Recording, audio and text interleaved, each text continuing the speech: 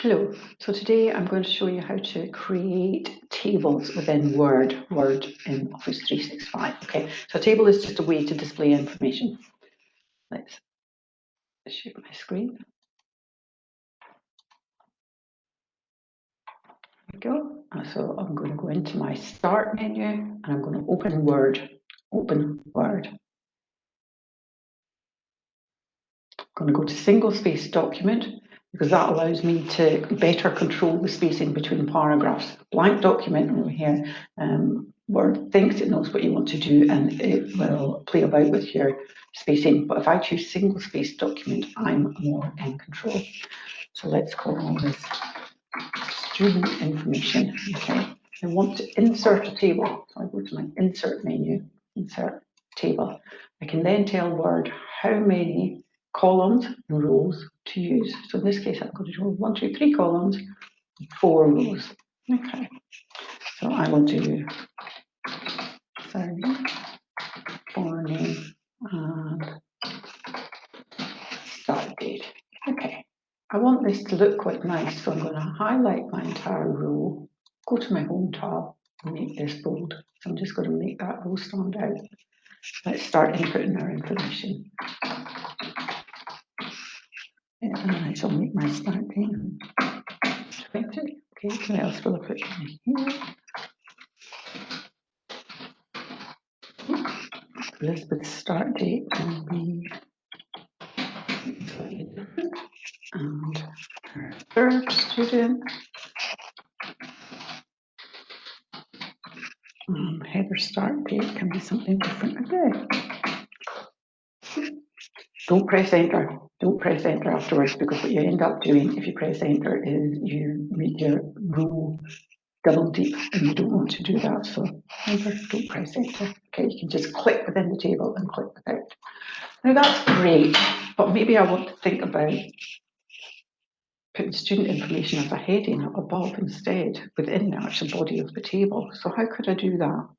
Right, let's see, I'm in table, so I can go to table design, which has different designs, allow me to do borders and things like that. And I can also go to layout.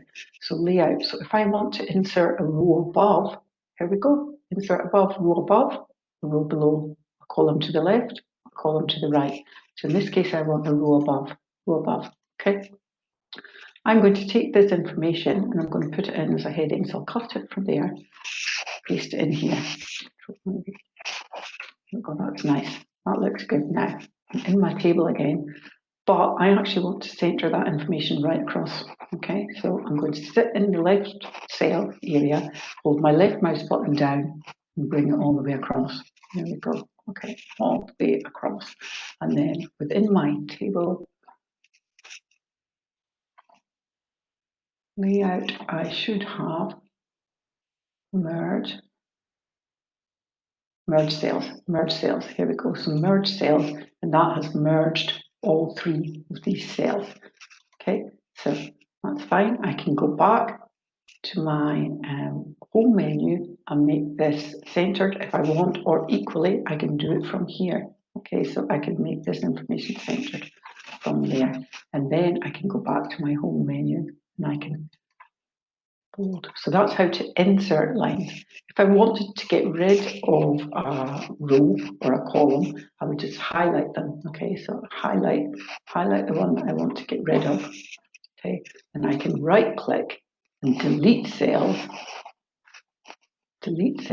and delete entire row, delete entire column. So delete entire row. Yes, there we go.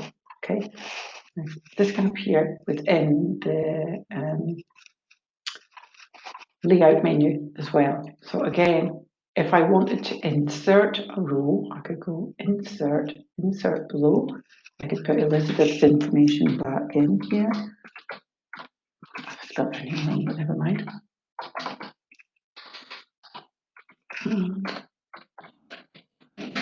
Great. Okay, so that's how to insert. And if I want to delete, highlight and either right click and delete, or sit up here and delete. Okay, delete row.